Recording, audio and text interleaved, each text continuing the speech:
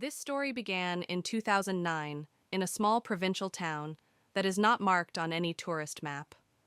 The town was quiet, with a population of only about 5,000 people, where everyone knew each other. The locals lived a measured life, until one day everything changed. In October 2009, the first residents of the town began to receive calls from an unusual number, plus 666, 666, 666. At first, no one paid much attention to it. The calls came at different times of the day, but they always sounded the same. First there was silence, then a strange static hiss, and then a voice. The voice was unintelligible, like someone whispering through static, but the people who picked up the phone claimed he knew their names.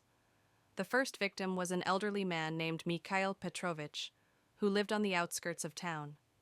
After the call, he looked depressed and frightened. Neighbors said that he almost stopped leaving the house, and at night from his apartment began to come strange sounds, rustles, footsteps, as if someone else was there. A week later, Mikhail Petrovich disappeared. The only thing that the police left in their reports: the door of his apartment was locked from the inside, and on the wall in the bedroom were found words written in chalk: "He will come for you." A few days later, other residents began receiving strange calls. Julia, a young girl who works at a local cafe, told her friends that she received a phone call deep in the night. In the receiver, she heard heavy breathing and a sound resembling the crunching of twigs underfoot.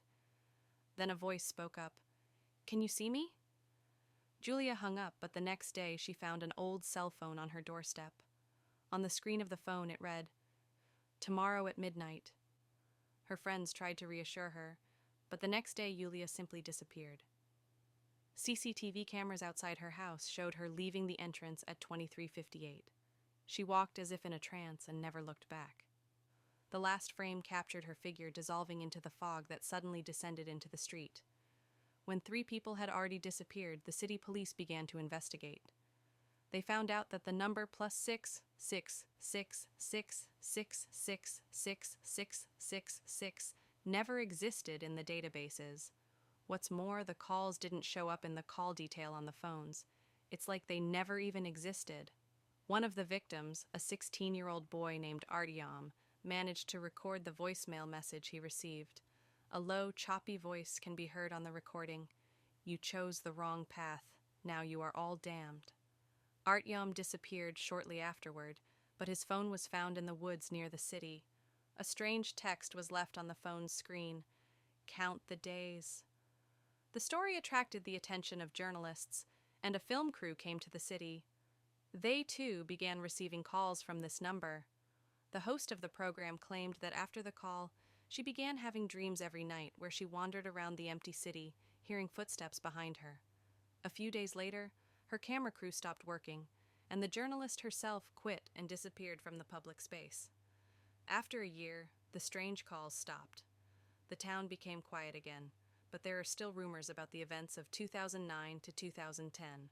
Some say the curse is linked to an abandoned telephone exchange where a telecom operator's suicide occurred years ago.